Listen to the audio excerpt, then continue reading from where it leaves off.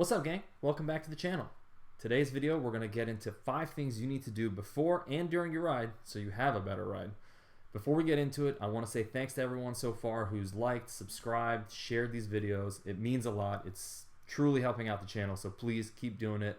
And if you haven't, go ahead, hit that subscribe button, hit that notification bell so you know when new videos are out. Alright, with that said, let's get into it.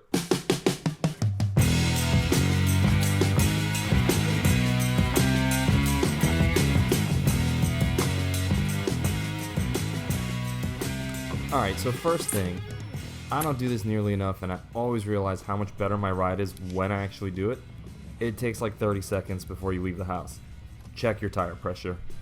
You probably remember the video about how great my hardtail was and I didn't know what the tire pressure was, and that's kind of awesome, but it's also kind of dumb. A few rides later, I checked all my settings, my tire pressure, my fork pressure.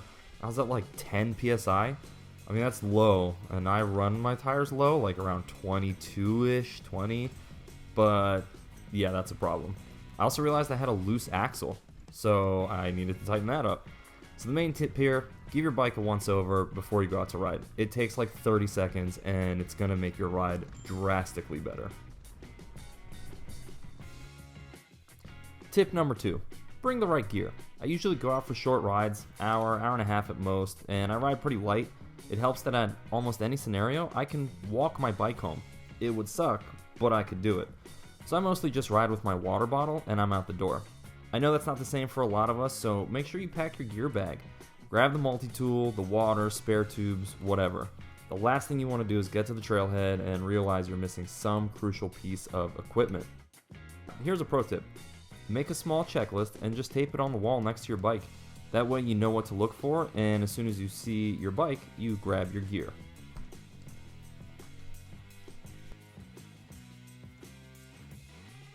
Tip 3.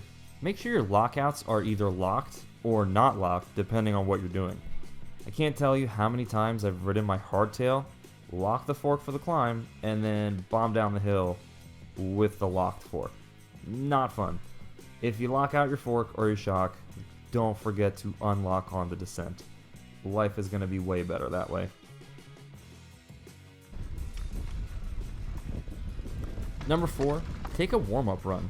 I always tell myself I'm going to take the first lap slower and use it to warm up and feel out the dirt, my bike, and then I don't, and I'm just in a sketchy situation that leads to mistakes.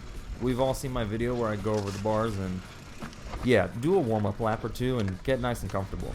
What's that old saying? Pre-run, rerun, free run? I don't know, that's probably wrong, so if you know the phrase about doing a few laps before going full send, leave a comment down below.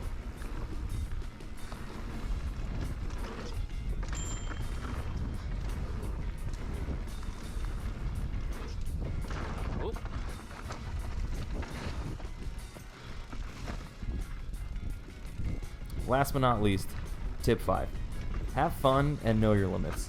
I know it's fun to push yourself, but recognize what you're doing out there. We all want to progress, and we will, but take your time.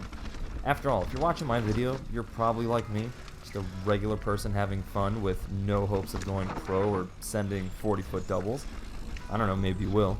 Push yourself, but be careful. You don't want to get hurt like I did and then be off the bike for a few weeks. Ooh. All right.